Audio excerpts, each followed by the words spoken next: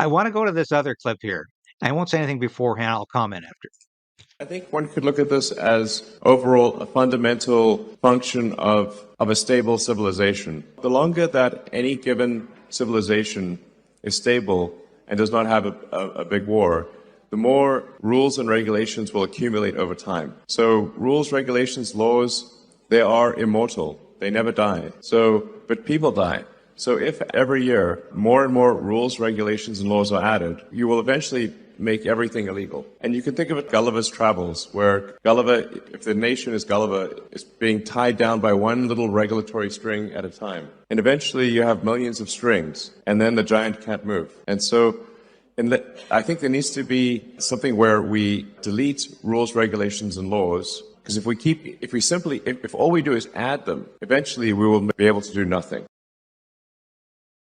Very interesting analogy to Gulliver's Travels. We're keeping people down with red tape, with government regulations, and it's incremental, because there's the old adage you might have heard about the frog in the frying pan.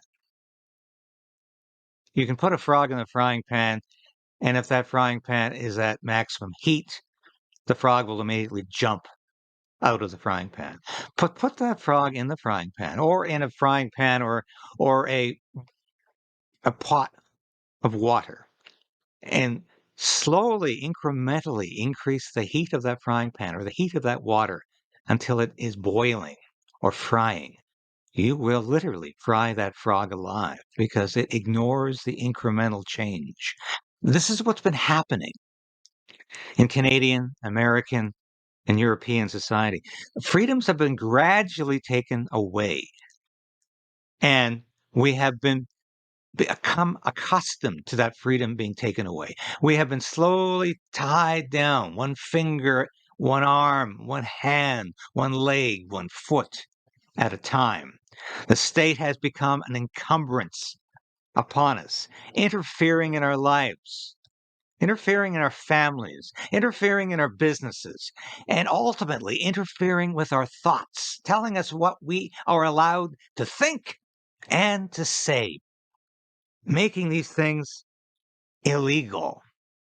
Any talk and ultimately any thought that runs contrary to the state's narrative, to the woke progressive narrative, becomes not just unacceptable, not just subject to cancellation, but illegal.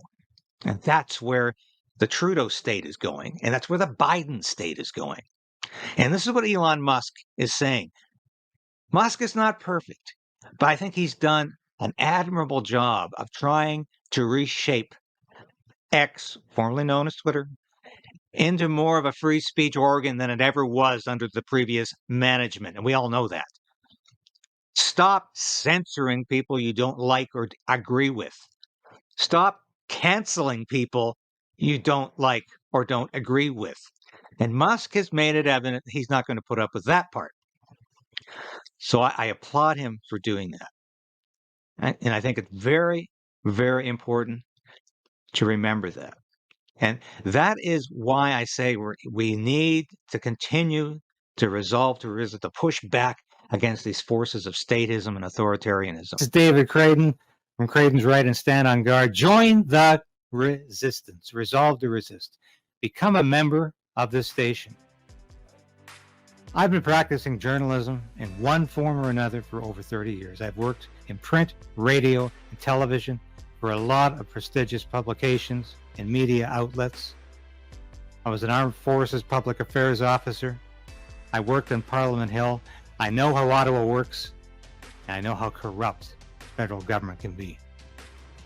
But you can play a part in opposing Justin Trudeau's government and Justin Trudeau's plans for Canada. You can become a part of the Crayden's Right resistance. Now, I urge you today, please support this station in any way you can. Ring that bell, subscribe, because that ensures you're at least going to continue to be able to watch these episodes. You'll beat the algorithm. But more importantly, I need your financial support. I hate to ask, but that's what I'm doing. I made a decision to pursue independent media because I believed it was the best possible route for me to take as a journalist and as a concerned citizen of Canada. So you can become a part of that. And at only $5, you can become a part of that on YouTube, on Substack, and with Buy Me a Coffee, a one-time donation. But I need your support. And from the bottom of my heart, I thank you. If you've already done that, if you're already supporting the station, thank you.